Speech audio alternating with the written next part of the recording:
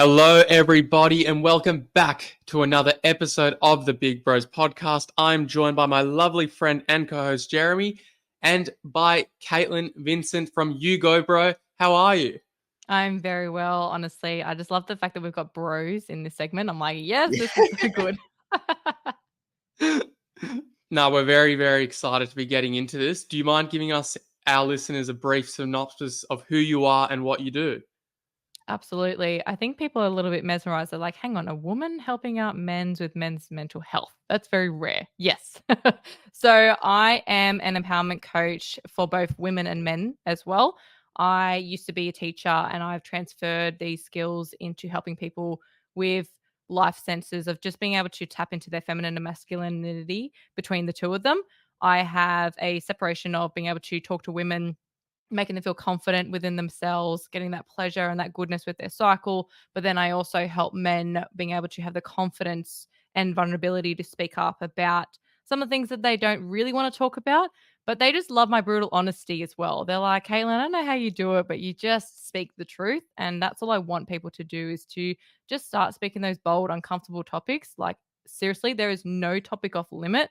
And I think that's why people get so mesmerized by what I do, because they're like, holy shit, Caitlin, like you just say it as it is. I'm like, yeah, because we're burning around the bush. Like, a lot of the time people go to therapy and they just take you on spirals and circles, and you're like, I just want to get to the root cause of it. I just want to know what's going on. So I've been absolutely blessed to be able to do You Go Bro. The fascinating part was, because I talked about sex and relationships with You Go Girlfriend, a lot of men actually reached out to me and they were like, Caitlin, would you be interested in doing a You Go Bro section of this? Like, or a male side of this? I was like, really? Like, is, are you sure? And then that's when I was like, you know what, Caitlin, get off your high horse here. Just launch it, see what happens. And yes, I was slammed right from the beginning, men being like, oh, of course, there's another feminist coming out here and saying what she needed to. And I'm like, no, just keep pushing, Caitlin. Like, your mission and your vision is coming in the right way. And those men that are messaging you behind the scenes, or the men that I coach, they're the ones that I focus on, because I'm like, the ones that are reacting, I'm like, you'd be a perfect client, but you don't want to get the help. So I'm just so grateful for the men that I've been able to do. And I've even done a mental health talk show in Newcastle, with Andrew Buster from Two Flogs, and we opened up the conversation to them. They all thought it was going to be a comedy show, but we wanted to just really speak our truth about the things that we internally suffer with as individuals. So yeah, it's something I'm very excited to see where it goes, where it flourishes between. In- Incredible. And with that, I mean, speaking truths, being vulnerable, and having a balance of talking to men and then talking to women, but operating it in a different way. We know that when it comes to therapy, when it comes to, opening up and getting vulnerable, that men operate very differently to women. So, how do you manage that? And was that something that was quite difficult at the start? Because, like you said, I mean, men aren't necessarily just going to want to come and just, be told what to do, how to do it. It takes a different approach as well. And, you're very aware of that. But how was that, managing that at the start? And, I guess what are the differences you find in managing the therapy with men versus with women? Yeah, one of the things that I had to do originally was, before I even went into this work, is I will hand on heart say that the way that I used to look at men, when I was in my masculine confident side, I used to look at men and being like, oh, just a typical bloke acting this way, or a typical bloke speaking this way. And I actually had to take the notion of building a relationship back with men that was more empathetic. And I know when I was going through my own struggles that I had a mate that I would talk to. Like, I had guy mates. Like, it wasn't that I was like very girly, but I just started to build a relationship with men differently. And I started hearing their side more and giving that space and time. I know men really appreciate that. And that's something that for a woman, we take and we consume a lot of attention and trying to, like, come on, give me all the love. And you're like, oh, just give me some time and space. Like, that actually means a lot to me. So I started to really deep dive and start talking to a lot more men in the lens of going, okay, you've got an issue, but let me hear you out from your perspective, because I can make accusations as a woman and I can say that you're desiring certain things, but I need to hear you out. And when I was doing high school teaching, we're helping kids with like a program called Life Design. So we're helping them with their passion and purpose. And the boys are really like loving this purpose side of things. And, the girls would be fascinated, but they weren't like, bouncing around about it. They're like, oh, so I was knowing that there was like this distinguishment. I was like, men really love purpose. Like they just radiate from it. And then when I was doing relationship work, I could tell that a man really appreciates respect and he really appreciates trust. So for him to be able to have that connection and be open and vulnerable, there is that backfiring factor of like, if I don't trust, then I can't actually vulnerably open up and share what is going on. So I then worked out these primal drivers between the two. So for women, there is love, attention, and love, connection, and security, which is like safety. They're their primal drivers. But for men, it's purpose, respect, and trust. So having them as like their core factors made it so that I could actually work with men a lot more efficiently. Because I was like, okay, when I was coaching men, I would focus on, okay, who are the people that you trust around you at the moment? Like what's actually stagnant around your environment at the moment that we need to work through so that you can trust someone to open up with, because then your communication will get better and you'll be able to have those better relationships. Okay, then let's go to respect. Are you actually respecting yourself right now? Because a lot of the time you're trusting in people, but what are you doing for yourself that makes you feel respected on a deeper level? Because a lot of men don't know who they are.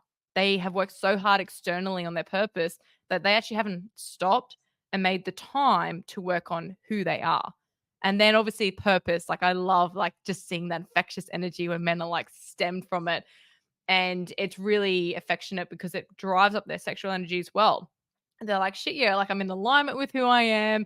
I know exactly what's going on and I'm working towards something. And you can see when men radiate in that field and that entity as well. So when I'm able to put them on the right track of going, let's work on who you are, who you can trust around you, and what your purpose is, then they really appreciate that brutal honesty about that. So, yes, working between the two is something that I never thought I'd be doing, but I just know I get this really heartwarming feeling when I can actually help men and have these conversations with them, because I just think that there needs to be more women that aren't emasculating men anymore, that they are giving an empathy. And then when we work together, holy moly, it's so energetically aligned and it's beautiful. So there's parts of us, there's a duty as, women, we need to do our duty in actually understanding men better. And I understand that there's this big stigma around the way that women view men, but that's what people can either focus on or they can pull back and realize that not everyone is like that. And then we need to change the direction of going. A lot of men are really commendably genuine and are putting in the energy and effort and the work in themselves.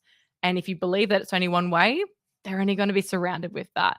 But then obviously, if there's the other side, there's a sneaky side of the women, they will emasculate men and they will put them down. But because it's a woman, we have to step back and men have to just go, oh, I'm trying to be the good man here. But now all of a sudden I can't be because like, oh, it's a woman. And if I say something, then I get, accused of all these things. So that's why I'm trying to make men feel stronger in a beautiful, confident way. And then also helping women to connect to themselves, but aligning with those men that are going to draw into them. So yeah, there's something really powerful that I'm definitely working on between the two. Absolutely love that. I feel like now in society, it's a bit of a zero-sum game with the way we treat males and females. It's either we demonize all men or we demonize all females. And as you said, we're most powerful when we both work as a team. I mean, that's how civilization has evolved for the last, thousands of years. And I find it very interesting. And what you mentioned before about the trust, respect, loyalty, there's a psychotherapist called Adam Lane Smith, and his whole kind of message was that the way that clinicians treat depression in men and women is the same. So, as you mentioned, there's a lot of relational focus that's kind of gone into when you're looking at depression in females. Whereas for men, the thing that gets them going is that talk of purpose. It's letting them know that they can make a difference in life. And it's funny because his whole kind of contention is that with men, we've kind of forgotten that aspect, that's what helps, for example, get them to the point where they're not feeling as depressed anymore. So I really like that you've kind of been able to separate that, because it's also not that popular, and that, it's a bit controversial to say that men and women are quite different now, especially in our values and the things that we appreciate. But on that note, I was going to ask you, in your coaching and kind of your day-to-day work, what are the biggest issues you do see in men? Yeah, I feel like there's two parts to this. There is the deeper layer of the relationship they have with themselves, and the other part is their relationship with their partner. Because I know that for a lot of men, like, a good healthy sex drive is really important, and they want to be able to connect with their woman, but then they're stuck in this communication barrier that is just in the way, and they're trying to actually understand, okay, well, I'm trying to do what I can. I'm also trying to focus on my purpose, but then I can't because I got to put energy into that as well. And then they're just getting fixated on it. I've also had young men who have reached out as well, and they just said that they wanted to feel more confident in who they are, and they just felt like that they were just holding back and they didn't know what to do. That was something that was really powerful, was working with the younger men, that it wasn't more so just about the relationships. They just knew that something was up and they didn't know how to go about it. And, one of my male clients said to me, he's like, Katelin, you just take things on like a modern type of therapy. Like, you don't do what everyone else does. It's very much in understanding our in particular needs, and then just being really truthful about it. Sometimes I have to say to them, I'm like, just letting you know, I'm going to be brutally honest with you, because I can feel that something's not right here. And then when I take it there, I have to also be mindful that I'm like, okay, I've just hit them with a like very big truth bomb about themselves that they haven't realized yet. And one of the things that therapy doesn't do is I don't do checkups. So as soon as I've done my session with that man or woman, is I make sure that I'm literally their friend afterwards. I'm like, hey, I'll give them phone calls or text messages. How's things going? I know I just opened up a can of worms here. How you're progressing, how things going. And that's why they appreciate and actually get faster results, because they get that aftercare, just like what you do when you're having sex with someone. You have to have aftercare with them, and you need to take that time, so then they can actually connect with what's going on. So a lot of the time people will have, something come up or a problem come up, and then all of a sudden, a month later or 2 months later, you've booked in for your next session. There's been so much stuff happening between the two times that have, bottled up. And then you need to get practical. What's happening in their daily routine? What's happening in their daily lives that they actually need to? I've had people say to me, Katelin, they've sent me this text. How do I reply? I'm like, no worries. This is what I could construct with what you've said to me. You just pick out the words that you like, and then they've sent it to them. Because sometimes we just don't know the words, but we just want that assistance. So it's kind of like that friend who is there giving you that support. But a friend, unfortunately, sometimes we take advice from friends. It's very biased. So I'm just very much like, okay, I'll give you the advice on what you need for you, but I'm also aware of the other person. So if a man comes to me and starts slamming down a woman, I'll be like, okay, I hear you, but have you thought of it from this lens as well? So I'm also being mindful of the other person in the picture as well, especially if they're making like a bad choice. I'm like, let's think about it from this way. Maybe like think about this outlet. So I've got that like juicy little extra piece that I do respect all entities, but also make sure that individual person has, I've got their back and I support them 100%, but also being, mindful of everyone else around them, because I'm trying to bridge this respectful gap between the two of them. I love that perspective of check-ins, because that's what you would do with a friend. You would check in, you would see how they're going regularly. If it's a breakup, if it's a relationship breakdown, if it's just a career challenge, whatever it is. And like you said, with any form of therapy, sometimes it's just when do you have a next appointment? Let's talk about it then. And you lose that person-to-person connection, and you kind of feel like othered in that way. So I think that's really beautiful that you do those check-ins, and it makes it more relatable.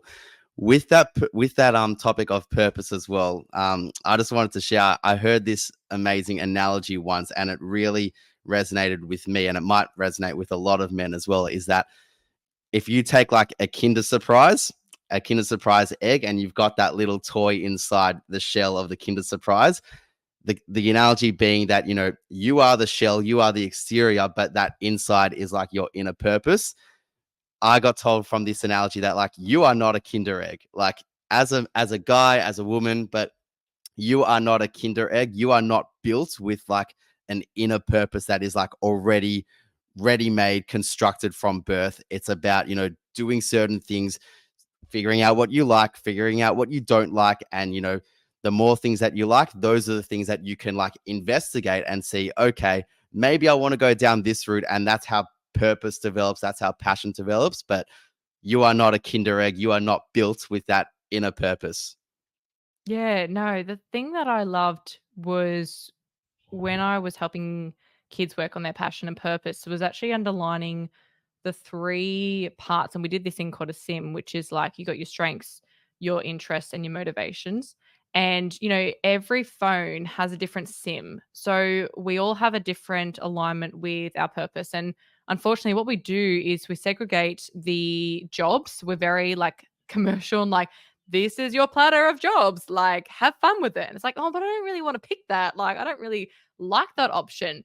So when I stem the conversations, I focus on what are their interests. And when we start from there, it just ignites them. Like a lot of the men that I talk to, they obviously have fascination in sports or they have fascination in, and not the most iconic things I'm trying to say, but just generally, that was the first example that came to my head.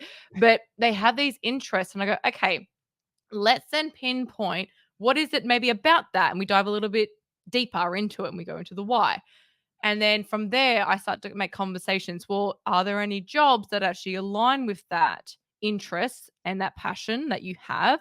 And if there's not, would you be willing to even start that? Like, that's why my business is at where it's at, because I just was like, I'm going to start it. I'm going to make it become like, this is the day and age to actually start your own business if you really want to. Like the beauty of what we have in this world right now, the technology that we have to be able to spread our awareness is insane. So there is a way of making money from it. Like, it's proven. So it's not like this risky thing. It's actually proven that things can work. It's just your dedication to it. That's the biggest thing. But then obviously, then what you need to do is you need to find that spark that, yes, people can be passionate about something, they can have interest in it, but it needs to be a longevity, because people don't, they get so excited by some magazine or TV thing or a conversation that they had. They're like, oh, I really love that topic. Like, that's amazing. Then they try and fold into it, but it doesn't actually give the longevity of dedication or time that they actually need when it comes to their sole purpose or whatever it is. But people then get so frustrated with purpose. They're like, I get told every time it's meant to be this purpose and it's meant to be, you know, this thing that's meant to be happening, and I'm trying to find it. Stop finding it, because you're frustrating your mind in this stress and overwhelm and actually trying to find it. You need to sit and feel it. It needs to come to you naturally and organically.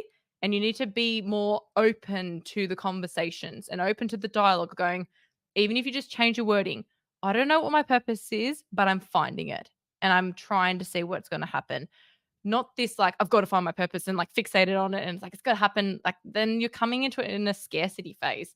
You're not actually coming into it with an openness and a willingness. So a lot of the time when it comes to purpose, I just say to people, let's stem from a little bit of excitement. And then once you get that bit of excitement, then it folds into something that becomes a domino effect after that. You've got to have a connection and a attachment to it, and then things will start to do it. Sometimes you just might need someone to ask the questions and direct you. So that's something I'm more than happy to support on. But I know you boys talk about it as well.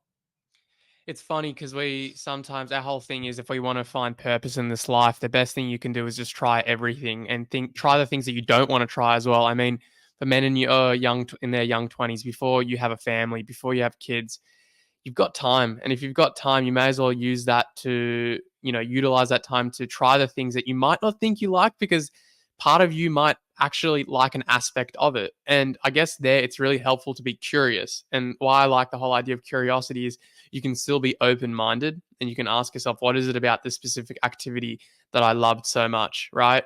Is it the fact that I was immersed with people, or is it the fact that I was just alone with my thoughts? And then I guess the cool thing there is as well is that purpose doesn't have to be a job specifically, but it can be a state of being. It can be what gets that person up and going in the morning. And I guess my question for you as well is, what do you do though with people and clients who don't really have any interest? They come to you and they tell you, look, I want to find my purpose. I just don't know what my interests are. Like, I just don't remember the last time I just did something that I enjoyed doing. Yeah, it's it's funny. I don't know where this comes from, but a lot of the time when I love those conversations. I'm like, oh, we have got so much to unpack. And I'm going to get a little bit deep here, but the reason why they don't know is because they don't know themselves and they don't believe that these amazing things are meant to come to them. They don't believe that they should be having the life that they want.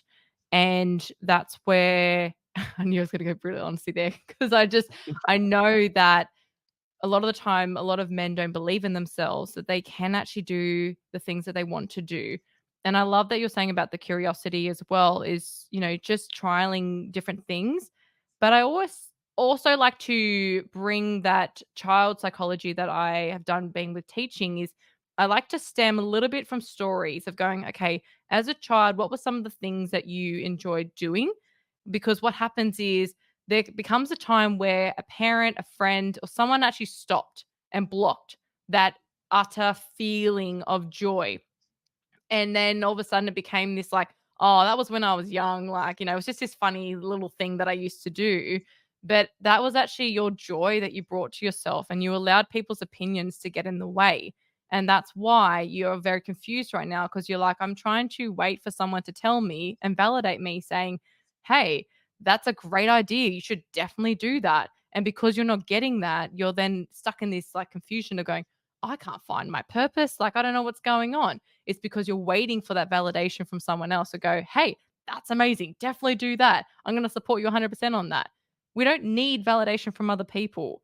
And that's where people are so caught on. They're like, oh, Katelin, like, what are you talking about? I don't need validation. I'm like, your little child within you is still wanting that validation because it blocked whatever happened in the past. So we have to change our mindset around this and going, okay, what was it back then that brought me joy? It's not saying right now.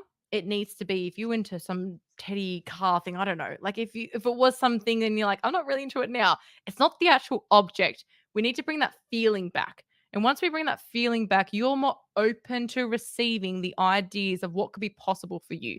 You have shut that off for such a long time that you don't even know truly what feels joyful to you. So then you're in this predicament of going, I'm trying to find this happiness. And then some people keep changing jobs because they're like, but then they get caught on the financial element to it. And I love when you said that it's not just about a job. It is, and I've said to some of my clients, I said, it can be a side thing. Like, let that be a side little thing that you do that brings you joy within your life. That you're like, hey, I'm providing and I'm happy that I'm doing that for my family, but I'm also doing something that is fulfilling me for my own purpose and my own reason. So there doesn't have to be this job. It can actually be that abundance of a beautiful, purposeful, aligned life that you have designed for yourself. And that's the thing that I loved is that we get to design the life how we want, but we are letting either people around us to affect us. And they're the most toughest conversations, which I'm like, bring it on. When it comes to family and ourselves, what are we actually saying to ourselves? And what are we saying and listening to those people around us? And also, what do we need to do to get past that point? Because they're going to keep hitting us later on. They're just little taps are going to keep coming at us. Conversations are going to keep coming at us. How can we manage that and have that gut feeling of going, oh, that was tough what they just said to me. I'm probably going to cry about it. But I know that I'm on a mission here. I know that this is more fulfilling for me. And we have to be selfish in that aspect of going, that is more important to me than someone's comment of their own perception.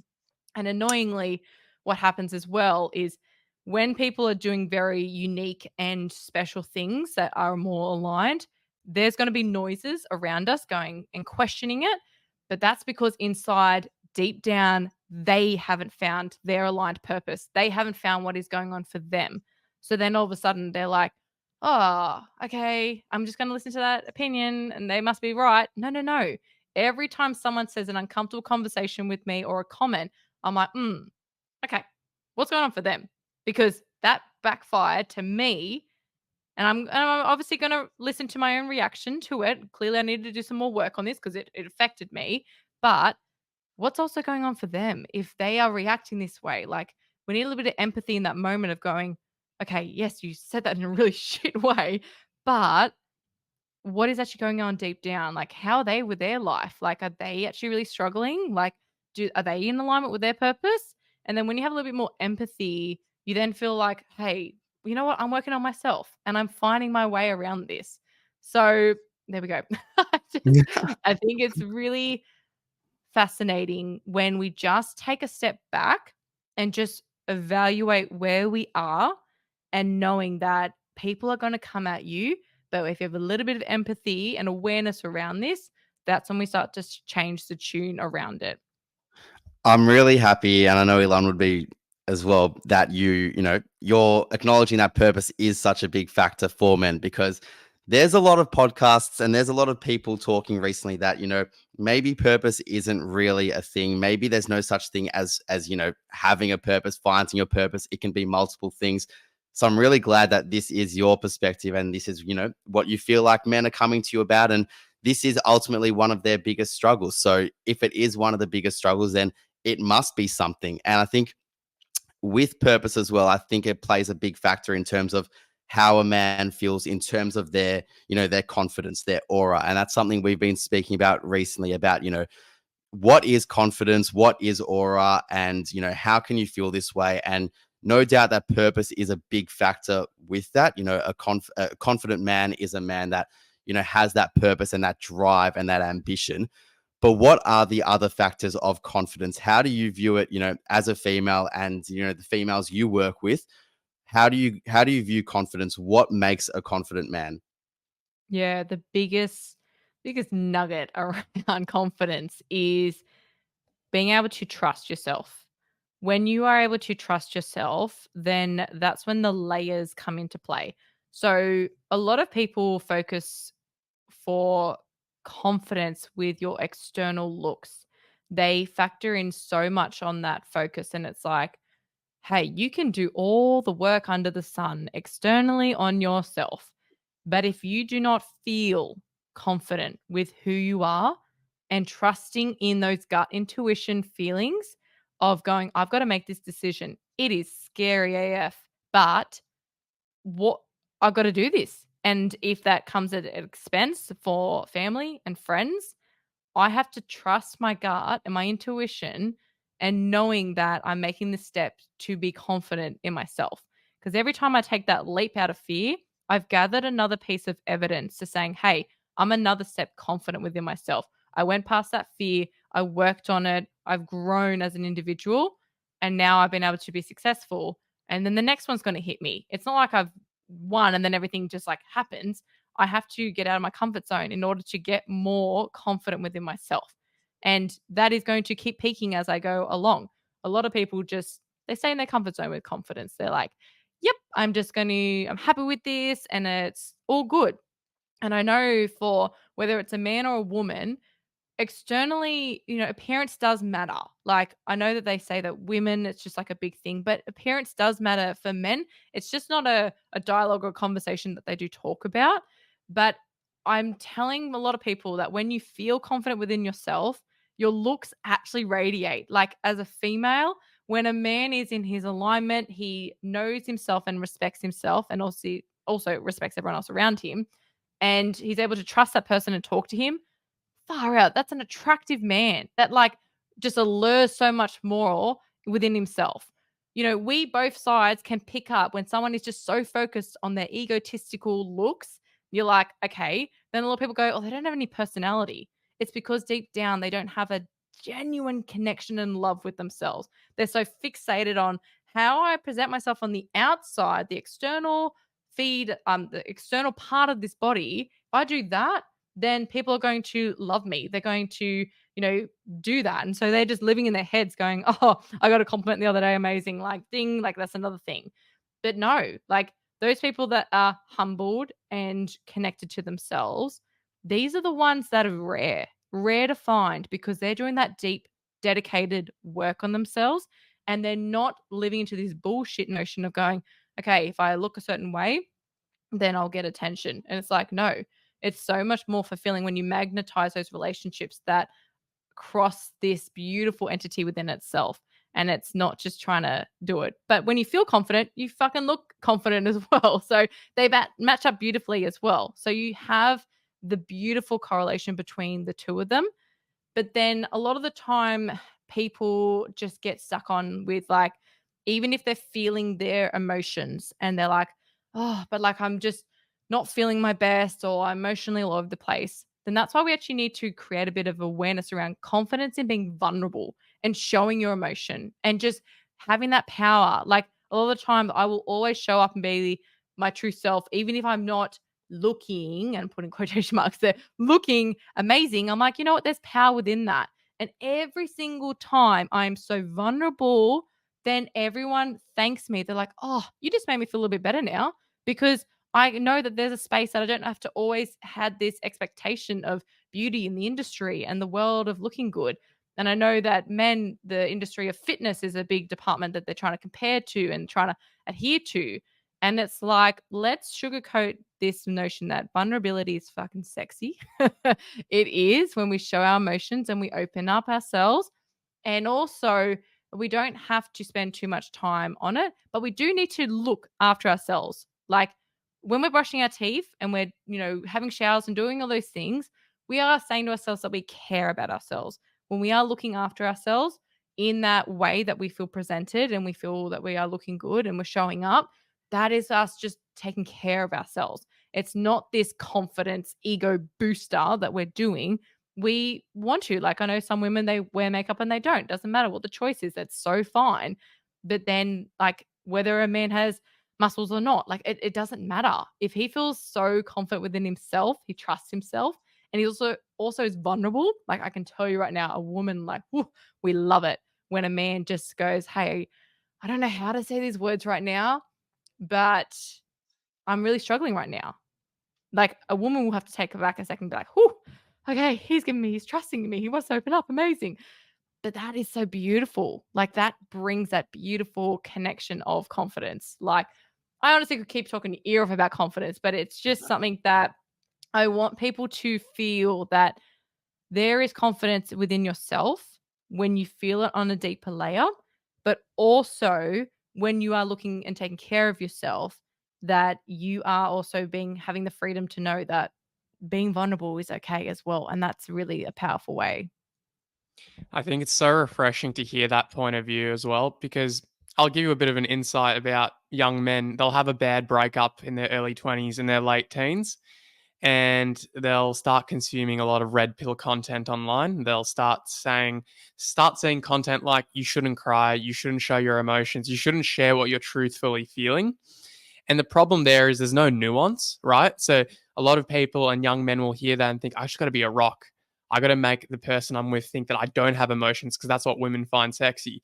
But there's nuance to it, right? Because you're not being true to yourself. You're not being confident in that case. So I wanted to ask you, what do you think is the difference between someone who's vulnerable and healthily vulnerable versus someone who is in a way not in control of their emotions? Because you can Yeah, conflate the two, I guess. absolutely. No, I think that one of the things that you need to do when it comes to vulnerability is when you are opening up, it's then having a pause and going, okay, I need to be mindful. I've just said that. How is the other person feeling in that moment? If you don't have that pause of realizing, that's when you are just dumping and putting everything else out there. So all you need to do is when you are opening up the conversation is just going, hey, firstly, can I just check? Do you have the time and the space? I'm about to open up something. And then you're bringing them that awareness of going, I respect you enough to know that your time is precious, that you actually need to be, aware of energetically ready for what I'm about to put onto you, because I'm about to put you on a different energy low rather than your high that where you are at. And if they are also on a low as well, it's being fair to each other. Like one of the tips that I give to couples is just giving yourself a bit of a percentage per day. Like where you at? Are you 30, 70%? And then being able to match it and going, right, you're at 30%. What do you need right now in this moment? Let me support you with the conversation. can I just quickly do something so that I can give you my whole 100% energy and time into this conversation? So it's just like a bit of a check-in and then giving that awareness. Now, when you are obviously opening up, just know that pauses are important because you need to just reflect and think about what you're actually trying to say because words are powerful. When you say certain words, and if you are having that uncomfortable conversation that is about them, that they made you feel a certain way, then it's coming from the lens of, I felt this way when you were saying this in particular, or I felt like you meant it in this lens, and this is how it was received from my lens. Because we have to be calm when we are saying this, and we need to reflect upon what we're actually saying in the moment, because too much of the time we get so caught up in our own emotions and it gets a bit of a spiral, and then we just project like, but if we do that, we're also human. Just catch a breath and going, whoa, I just projected a lot onto you. Okay, can I just check in where you're at with this and what's landing, what's not? Like, I just feel like I just went blur, like I did word vomit on you. Um, and having these awareness pieces will help, but it doesn't come easy. You have to put them into practice because you might be listening to this going, yes, Caitlin, that makes sense. And then you get into the moment and your emotions get involved and you're like, oh, wait, what was that thing? I don't remember. Just say it. Just say it. It gets easier and better over time. The more that you build a relationship with your discomfort, and I know I've got a relationship with my anxiety as well, it takes that notion of every time is just a little bit of evidence to going, hey, I had that uncomfortable conversation. And during that time, I felt good. Or during that time, oh, I didn't like how that came across. The next time, I might try this. So you've got to be reflective on your own words rather than just going, I'm going to put everything on them. I'm going to put blame on everyone else. And I'm just going to put everything. We have to be accountable because if we can actually listen to our emotions, what is going on, then we can actually stem a lot more efficiency in the way that we're talking. And every time I know that there are some moments where the emotions get in. So I do healthy anger releases. So those pillows on my bed get a beautiful anger release. I let go of all those unnecessary words and triggers that people just said and react like a kid having a tantrum and say what I need to say, get it out. And then I'm diffused a little bit more, just like less. And then all of a sudden, when I speak to them, I've still got the feeling, but that's because I haven't said exactly what I needed to. But the words are so much more efficient now. They are not an attack. They are not at the person. I'm talking with the person. We are co-constructing a conversation right now. We need to make sure that you are hearing me out and that you can also receive it as well. So it's really about having that empathy between the two people in that moment. Obviously, we put ourselves as a priority, but then you have to be mindful. Now, they're also going to say things that you're not going to like. You then need to ask yourself, oh, that didn't sit well with me. Okay. Rather than going, why would you say that? Like, why would you even go into it? They're allowed to say what they need to say. I know that's really annoying to hear, but that's their journey. That's their way of dealing with it. And people will react. And if they don't come back and say something, that's when you know, oh, okay, interesting. They've really meant that. Because sometimes I know for men, and I say this nicely, but you will just say things in the heat of it and you'll just say something. You're like, like that just came out. And I didn't actually mean that in that way. You just need some time. And then eventually you come back and you're like, actually, I meant it that way. So that's why for women, we actually have to give men space and time so they can gather their thoughts, what is going on, so they can actually talk about what it is in that notion.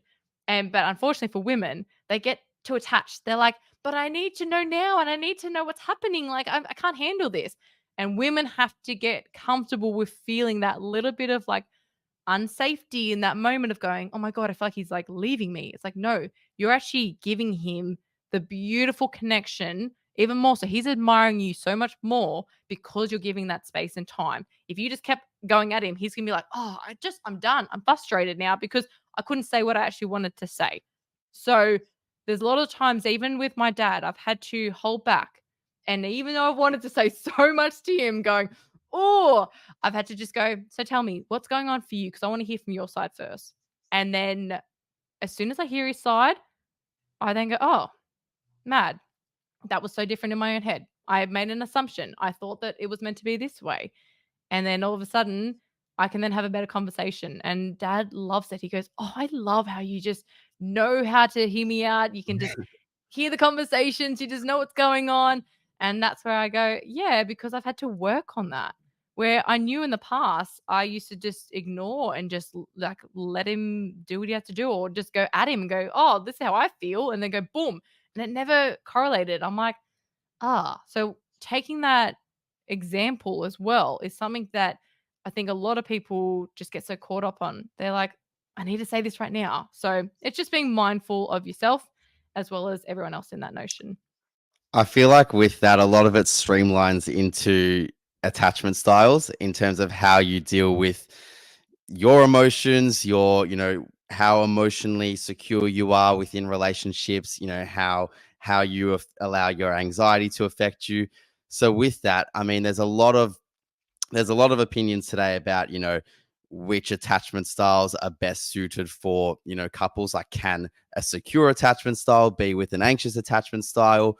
What's your perspective on all of that? And do you feel like you can actually change your attachment style, or rather work on it? If you are really, really anxious, what does it take to change it? Because, oftentimes we can see like emotional breakdowns and relationship breakdowns, because there's a secure person in there and an anxious person in there. And the secure person is trying to be like that fixer in a relationship, trying to, hear all the problems and fix the problems, when the anxious person, it doesn't really matter what the secure person is saying. The anxieties will just get the better of them. So how do you view this, and do you feel like it can truly be worked on? Yeah, attachment styles are honestly a wonderful tool to have. But the only thing I want people to understand is when people can get so caught on and literally attached to that notion as well. They're like, okay, so I am an anxious. That means I'm always going to be an anxious, and that's it. Like, oh, I've got to like rectify. No, you are not always going to be that high end attachment style. We just need to turn down the volume of it and just have it at a settled level, and knowing that we have to work towards the secure attachment as much as we can. There are still going to be moments where it peaks and it's like, whoa, then you're aware, okay, my anxious attachment style is out right now. I need to then play a little game with myself and get myself to bring the volume down. So when it comes to these, it is an awareness piece, but there is something that is so important that we have to become aware. The people I love the most is the avoidance. They're the ones that I'm like, oh my God, I just want to give you so much awareness right now, because your beautiful work and what you do is not rectified. So the anxious people know that they are, because they're finding and trying to figure out what's going on with themselves. They're like, okay, I'm an anxious attachment style. Why is this happening? Like, and then we question, and that's why we found the research, and that's why we're connected to it. And then obviously the secure people would have the conversations going, oh, well, I just felt like I already was. Okay, mad. And then the avoidance are like, what are you talking about? Like, I don't know what you're talking about. They just don't want to face it. So the thing about this is, I love when people have become aware of it, but it's just about the understanding of your communication and being able to understand how we communicate. And the biggest, crappiest part that comes from this is social media has elevated this to another level. We are now stigmatizing every little nook and cranny to meaning something or is a part of us, rather than human to human connection. That's where we've missed the baseline, and our nervous system is not manufacturing in a way that actually really appreciates the way that we need to connect. So when we're having these deeper conversations with someone, to be more secure, you have to have a face to face conversation with this individual person. And I understand there's some people that have got long distance, then I'm sure that we can have a conversation if they've got that problem. But there is still a way of being able to be present, even if you need to do a FaceTime. Like there's just making sure there's no distractions. You make sure there's no notifications coming through. You are 100% in that present moment with them. But then what you need to do is, for example, if a man is an avoidant type and a woman is really trying to talk to him, one of the things that she soften a man is if she just put her hand on his hand. Just that little bit of touch actually just stems that man to say, hey, you're safe right now. And I want you to know that I'm here for you. Even if we're having a disagreement right now, that I'm present and I'm ready for you. And I can see your lovely smiles as I said that. You're like, oh, that kind of feels nice. So I just know that when a woman just softens up, then he will feel a little bit more softer within his approach then. And he will feel like, okay, I don't know how to get the words out, but I really appreciate what you're doing right now. Now, obviously, if there's so much heat, that's when we have to give the space and the time. And that's for anyone. Anger is never going to solve the problem. And it's never going to resolve what we actually truly want. Now, when it comes to text messages and attachment styles, that's where people are getting very frustrated with. They're like, you send this emoji, you send this X at the end. What does that mean? Like, how do I read into it? And then even just a general text, they mean it from this tone. And then all of a sudden you've read it and you're like, wait, what? Are you mad at me? They're like, wait, no, I swear I was making that a funny joke. But then it's come off in the wrong direction. So that's why I really encourage voice notes. If you can't have the time to do a phone call, then if you have the time to do the phone call, make sure you're in that energetic pool so that you can actually connect in that way. But we need tone and body language to actually connect with one another. And then that's when we can understand and nurture our attachment styles so much better. So if you're an anxious, you're hanging on that phone for dear life, you're like, I need to get that text message or that phone call. How can an avoidant just make sure that they feel secure in that moment? Is a way of just sending a voice note saying, hey, babe, I'm at work right now. I've got your message, but I will reply when I have been more time. So he can then focus on his purpose. He can do what he needs to do. He's just showing that he cares and that he looks after that person. Or if for some reason there's like this silent break, he sent a message, but you just was like, oh my God, he said it in this tone, but you didn't reply, or you sent a snappy one back. He could then reply under going, hey, did that message not get received well? Like, that's not what I meant. Like, I'm still here, still present. Like, I still care. Like, I don't want you thinking that was received wrong. So then she feels at ease. She's like, oh, he actually does care. Oh, I didn't mean it in that way. Okay, right. Whew, out of my mind. Okay, that's okay. But then obviously it is the avoidance that are causing a little bit of chaos out there because they're not breaking that seal of opening up. Every human being wants someone to open up and to be vulnerable. They want to connect.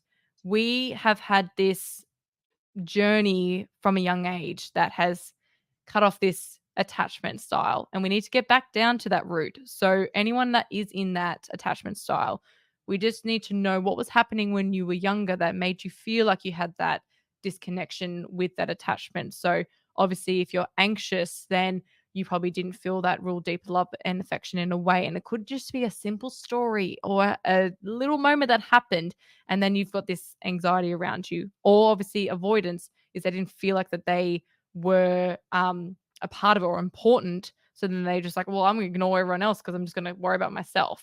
So, and then obviously there's the anxious attachment. But all I say within this is do not attach yourself to the attachments. Be aware of it. Know the volume of it. Know what's happening with it. And then knowing how to diffuse it. Because it is my responsibility with my attachment to look at how I give and receive in that moment, and also being honest with it so that I can make sure that my other person that I'm talking to is receiving as best as possible, or coming back to going, whoa, I did not mean it in that way. That's my accountability I have to take on. So just don't attach to the degree what some people are doing. Yeah, I feel like labeling theory comes into play here. I think you're right. In a lot of ways, there's so much stigmatization now and so much attachment to attachment styles. And I think people use it so much as a crutch as well. But On the topic of confidence as well, I know I want to revisit it, but I've been dying to get your opinion on this. A lot of men will be confident in so many domains of their life, but when it comes to the bedroom or any sort of sexual performance, it is a real insecurity for them, especially young men who may not have a lot of confidence because they don't have much experience. What would you say to those men? Yeah, this is something I'm really, really passionate about because we get so caught on what we've been told when we were younger about how to actually connect with someone. And for men, they have this notion that, okay, I have to perform at this expectation and this high point of reality around, okay, I've got to please her. I've got to make sure that she's okay. And I've got to radiate and make sure that everything is happening in alignment. But how am I meant to be cool and do this at the same time? How am I meant to be in my body, but also like performing and then concentrating on my own stuff? So it is a skill. Like sex is a skill. But then what we're doing is we are watching external sources that are treating the opposite human being in a way that's not actually fulfilling for their soul. It's fulfilling in a performance that meets a targeted goal. If you are there wanting that outcome of just diffusing and feeling a form of release for your own pleasure, then that's a targeted goal when it comes to sex. If you are there to actually connect with someone else and to feel pleased and pleasure throughout the whole experience without knowing whatever outcome happens, that you're happy, that you're there, that you're more than happy to be vulnerable with that person and showing your beautiful body, like that is so much more magnetic than just having this outcome goal. And I know I've actually had men that I've coached that they're like, I'm even struggling to get it up, or even if I use I've been told to go on medication, and I just like hit my head going, do not go on medication. I can tell you right now, that is the worst thing that you can do. All we have to do is understand what is the narrative and the core belief that is stemming from your mind during that moment. It is a mind game that you are battling with. It is not this correlation, because the vagal nerve will actually communicate down into your body. And if you are having this story that is not reciprocating and it's not aligning with your body, then you are going to not actually know what is happening. So people then just go fixated, or they go on the longer journey of taking the pill and trying to be like, oh, but I need to keep it going. I need to, because this woman takes forever to, finish. And it's like there's two ways around this. Is women really appreciate is if you just are able to hold them and be present. And when you hold them and you're present with them, they are more open. And I can tell you right now, and I'm meaning that literally, open, is when you are going to allow a woman to be fully open, she will then receive pleasure a lot more quicker than coming into this like playful performance part. They will get some stimulation in their pelvic area, but if you want a full body experience, you need to actually use the full body as an engine, not this whole, okay, if I just do foreplay and then we go into sex straight away, then we're going to have the best time. It's going to be amazing. Ugh. That is a way. That is one way. That is one way of actually connecting. And that's what we've been educated on, is we have focused on how babies are made. And that's what we've just associated sex with. We're like, that is the formula, that is the procedure, and that's what needs to be. And then all of a sudden, that's when men are like, okay, so I've got to do A, B, and C, D, bang, and it must be done. And then they're like, oh, but if I can't do this, or if I'm not connected, then I'm just like super overwhelmed. And women think that it's so easy for men. They think, oh, like they just get up and it's all fine. Like they finish and then they're like, oh, it's just, pleased for them. Yeah, amazing. And it's like, well, we've got to bridge this gap that it's not just easy for men. It is something that is a co-construction between the two of you. You need to know your pleasure archetypes, which is something that I talk about a lot, which is understanding how you receive pleasure within yourself. You also need to know where's your body at? Where's your mind at right in this moment? Are you doing this to dump, or should you do a conversation first, dump all that vulnerability, and then connect with your person? I can tell you right now, the sex is going to be so much more sexier after that conversation. If you're like, I'm stressed from work, I just need to get a release, you're going to have a release, And then you're going to go back into your head. That thought is still going to be there. That vulnerability is still going to be there. And then if you're someone who struggles with performance anxiety and you've got this expectation on yourself, you need to get deeper within the conversations. So then you are refreshed and you're supported and you're trusted in yourself, and you will feel an uplift. We need to bring back that uplift within yourself and that confidence within yourself, and not stem from medication. Medication is that short fix that is going to not actually alleviate it, that full outcome. So one of the things that I really recommend men doing is when we can bring in that beauty of purpose and that alignment with themselves and understanding who they are, being confident within themselves, they're going to get a different level of feeling turned on. Like, a lot of men put that energy into their penis and they just focus so much more on that's my manhood and that's it. It's like, hold up, have you actually felt like a full body experience where you're just actually really content with yourself, that you're happy with yourself, that you feel confident within yourself? Because I can tell you right now, when you are feeling confident within yourself, the sex is like next level, because you're like, I'm not worried about the performance. I'm not worried about the outcome. I feel into my body. That feels good. That doesn't feel good. I might have to try that again. But like, you read your body and you've got a relationship with your body, and then you're connecting in a relationship with someone else in that same beautiful symphony. So it is the head game that is in the way, and we've got to get to the bottom of it so that you can perform and you can feel good about yourself. And I know that that's why, honestly, that is why my business started with You Go Bros, because men were really intrigued with me talking about sex in a way that was understanding for them, to understand the female side, but also they wanted someone to be a spokesperson to open up that men also struggle too, that it's not just women that have these problems. And everyone has a form of problem. When we have a problem, we need to solve it and we need to work through it. And just knowing that there is a way. There is a way around it. Well, Caitlin, I think you've brought that whole podcast from start to finish just there, from purpose to confidence to sex and how it all comes to fruition. So that's a very beautiful way to sum up this episode. So thank you. And, you're doing incredible things for men, for women, for everyone. And, we could go on and talk about these things forever. So, stay tuned, because, would love to talk more. But thank you for coming on, and, congratulations for all the work you're doing. Where can people go to find you? Yeah, so for all the men, you can go to You Go Bro. The best way to connect to me is through Instagram. That's probably my main bundle call. And then obviously You Go Girlfriend for the females as well, because I'm more than happy to help both entities and in all areas. So yeah, you can definitely reach out there. There's all the links, and definitely send me a DM. I actually want you to slide into my DMs because I want you to know that it is a safe place to open up. And Dory, I know how to handle the ones that are just, interesting, but just know that I am always here to support no matter what the outcome is. And if it's starting to feel uncomfortable, let's have a chat, because I'm more than happy to help you there. Thank you, Caitlin. Thank you so much for coming on today. No, thank you so much for having me. I really appreciate you, legends. Thank you so much. And everything that you're doing is truly commendable. Oh, greatly appreciated. Thank you.